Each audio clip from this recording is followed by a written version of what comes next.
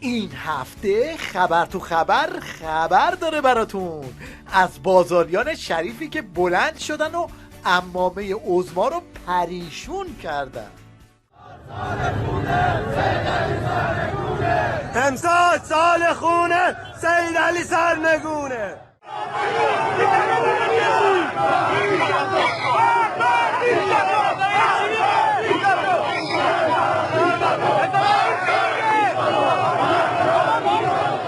زرشکیان قبل از اینکه رئیس جمهور خامنه‌ای بشه از این روزه ها میخون. تازه شب طرف میخوابه، صبح تورم ایجاد شده، بعد قیمت یه چیزی بالا، ماشین مثلا یا دکانی یا جنسی بالا رفته، از همین تورم هم دولت دوباره میاد مالیات میگیره. یعنی یه بار جیبشو خالی کرده، یه بار از اون داشتش هم میخواد یه مالیات اضافه بگیره. اینم یه بحثه. اما الان حتی از دوربین و میکروفون رسانه‌های حکومتی هم فرار میکنه. آقای پزشکیان سلام. آقای پزشکیان در خصوص شرایط اقتصادی مردم سوالایی دارن، نشست خبری نمیذاری، صحبت هم نمی‌کنی با مردم. آقای رئیس جمهور صحبت کنید. دلار آقای رئیس جمهور قیمتش خیلی رفته بالا، مردم نگرانن. جز روزخونی و اعتراف درمانی هم کار دیگه‌ای بلد نیست. اقتصاد مشکل داره، کشت مشکل داره، نوع آبیاری مشکل داره، چه میدونم بارگذاری مشکل داره، صنعت، یعنی همه اینا همینجوری اجازه دادیم غیر علمی و غیر کارشناسی همینجوری رشد کنن. مردم و بازاریای شریف هم اینطوری جوابشو دادن.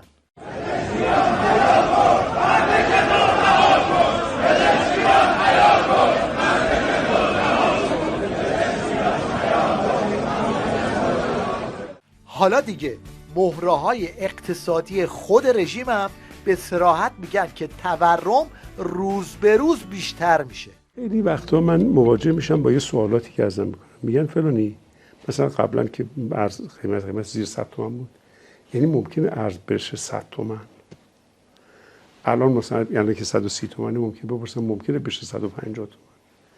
من جوابم همیشه یکیه، بله چرا ممکن نیست؟ قطعا عملی میشه. چرا؟ چون این تورم ادامه داره. پولا کجاست؟ جواب رو از زبون این یکی بشنوید. یعنی نمایندگی ولی فقیه در سپاه پاسداران داره پول دلاری میگیره، یورویی میگیره. خدا رو شکر. من اینو واقعا نمیفهمم. من 20 سال درس خوندم که نوکر ملتم باشم، نوکر مردمم باشم. یارو من نمیفهمم. حداقل بیان توضیح بدن. یا همین قرارگاه قرب بقیت الله، اگه اشتباه نکنم حالا عددشون فکر کنم 30 میلیون یورو هست. بجز اون وظیفه کمک به اماکن فرهنگی. آقا پس وزارت ارشاد چه غلطی میکنه؟ او داره ردیف میگیره. پس سازمان تبلیغات چه غلطی میکنه؟ وقتی واقعا مملکت چرا اینطوری شد؟ یادتونه عظما درباره تحریمات چی میگفت؟ بله یه مشکلاتی رو ایجاد میکنه تحریم بانکی، تحریم مبادلات بانکی، تحریم نفتی و غیره ممکنه یه مشکلاتی رو به وجود بیاره، اما در نهایت به نفع کشور است. حالا دیگه تتمه شرکت هم دارن بساطشون رو جمع میکنن و از ایران میرن. و امروز هم خبرش اومدش که واسه همیشه داره ایران رو کلا ترک میکنه و دیگه محصولات دنت رو ما توی سفره هامون نخواهیم دید. این شرکت فرانسوی هم به خاطر وضعیت بد اقتصادی ایران و تحریم ها بساطش رو جمع کرد و از ایران رفت. این هم حکایت برنج تو حاکمیت آخوندی. بابا بلند شین برید بندر شهید رجایی. مردم تو خونهشون برنج ندارن، میگن آقا تون برنجا رو میریزن تو آب، تون برنجا زیر بارون داره خراب میشه، تون برنجا توی انبارها داره فساد میشه که مردم تو خونهشون برنج ندارن، ما تون برنج میریزیم توی دریا. اینجاست که کارشناسای حکومتی نسخه خوردن جو میپیشن و مردم هم در فضای مجازی اینطوری جوابش رو میدن. به جای برنج جو بخوریم. من توصیه میکنم الان که از نظر قیمت یه مقدار برنج گران هست، مسلما جو میتونه کمک بکنه نسبت به خواصش الان ارزانه قضیه. در طول تاریخ بشر ثابت شده که با گاو و گوساله نباید گفتگو کرد. در ذهن گوساله فقط جو هست و یونجه، با اون نباید لحظه‌ای بگو مگو کرد. باید به گوساله بگویی احتراما استبل ذهن تو خوراکش جو و یونجه است. یونجه خوری و جوخوری ارزنده توست. ما مردمیم و فرق ما با تو همین است. البته ترس همشونم از خشم مردمه و قیامی که شروع شده. مجلس شرایط اقتصادی و معیشت و گرانی به یک جبهه خطرناک تبدیل شده. این جبهه فرمانده قابل میخواهد.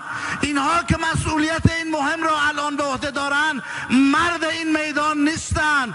به خدا پناه میبرم از خشم مردم. ببینید آش چقدر شور شده که حتی عراقچی هم آژیر میکشه که قیام تو راهه.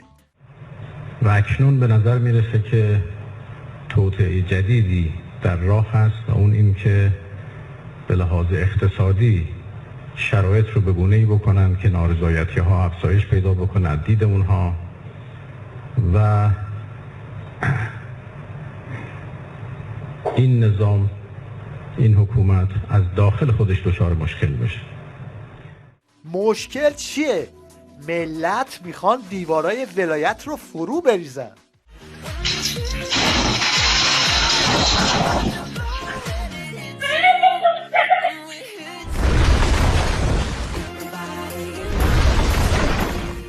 خلاصه که این روزا عظما فتنه میخوره و فتنه میپوشه. فتنه‌های داخلی و براندازی نرم به مراتب خطرناکتر از جنگ نظامی است. آخوندا توی این وضعیت از سایه خودشون هم میترسن.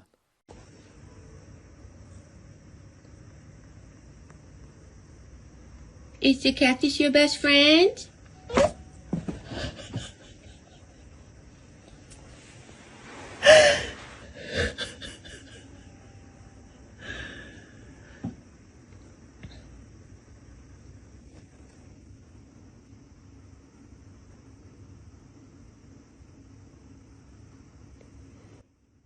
Pikachu.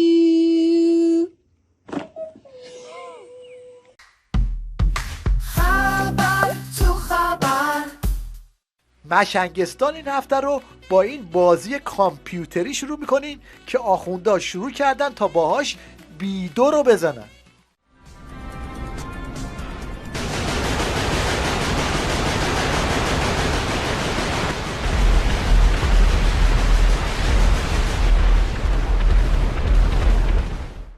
وضعیت به قدری خرابه که خودشون رو دست میندازن.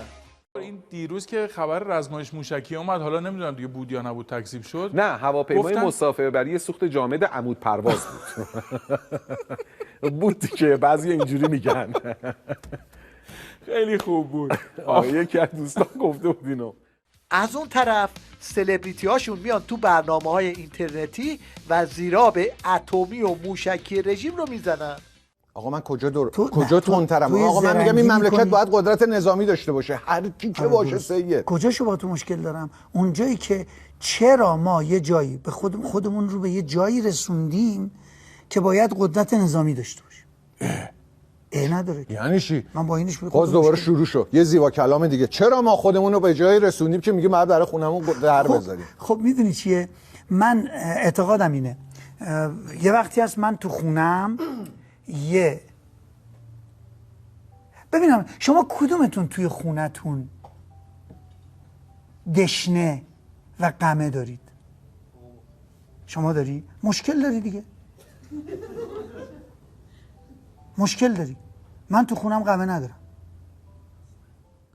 جنگ و دعواهای باندی هم روز به روز داره بیشتر میشه.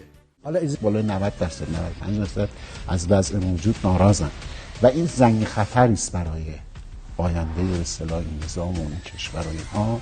مگه میشه شما از دوم خرداد درون قدرت بودید ولی اپوزیسیون هم بودید، الان هم درون قدرتید باز جس اپوزیسیون میگید؟ مسئولید شما. مسئولش کیه؟ مجموعه حاکمیت. فقط یعنی چی؟ یعنی چی؟ اینو بگید. کل حاکمیت. نه دولت چند درصد نقش داره؟ دولت نقش داره یا نه؟ درصد که ما نرفتیم مثلا درصد. خب دولت بوده دیگه. قرارم بود آقای پزشکیان این قول داد که دولت من دولت متخصصین خواهد بود. الان عملا این اتفاق نیفتاده. من اولا که پزشکیان رأی ندادم. مثلا طرفدار پزشکیان نیستم. به پزشکیان رأی ندادم. حالا وقتی انتخابات ایشون برنده شده ما رقابت انتخاباتی رو ادامه بدیم یا کمک کنیم که این دولت موفق شه؟ کمک نمیکنه، ولی مشکل اینه دیگه. البته توی این دعواها هر کدومشون دنبال سهم خودشونن. All right, you two, go ahead, eat.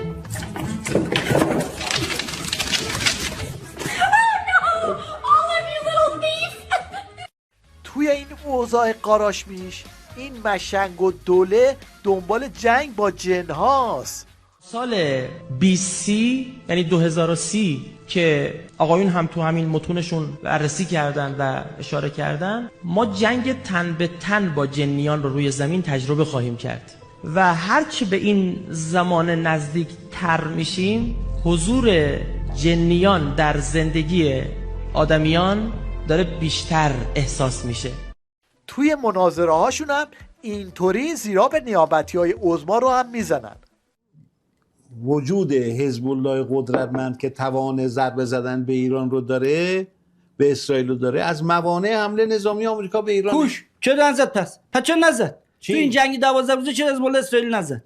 اینو بگو.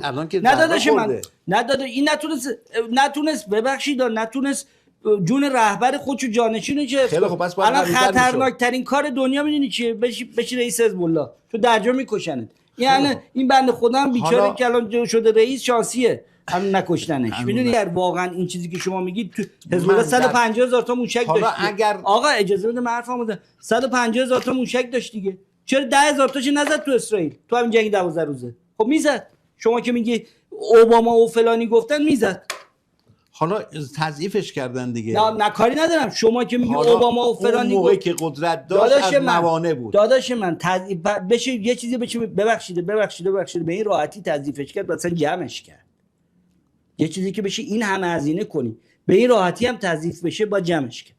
حالا بالاخره نه بالاخره نداره. مشنگستان این هفته رو با تعریف جدیدی از کوانتوم از زبان قاضی پور مشنگ به پایان میرسونیم. بله. الان سرد شد. بله. انرژی کجا رفت؟ به محیط. بس رفت. کوانتوم اینا میشه. ضابطه‌ای دیگه. بله. ضابطه. 30 سال اسرارترین تشکیلات کهکشان است که هنوز هیچ شناخت کامل به سیاست هیچ کس نداره. حدس از تخمین. سیاست‌ها داریم 1000 مرتبه از خورشید بزرگترند. هر چی بره تو سیاست میگیم نمیاد بیرون، ولی کوانتوم رو نمیکرد. کوانتوم میگرد همچی که میرد اونقدر میاد بیرون. شما این چرا که داغ میکردید انرژی موارد میکردید. بله. بعد گذشته خونه شد بهش میگن تابش هاوکینگ اصلاح هست. تابش هاوکینگ آره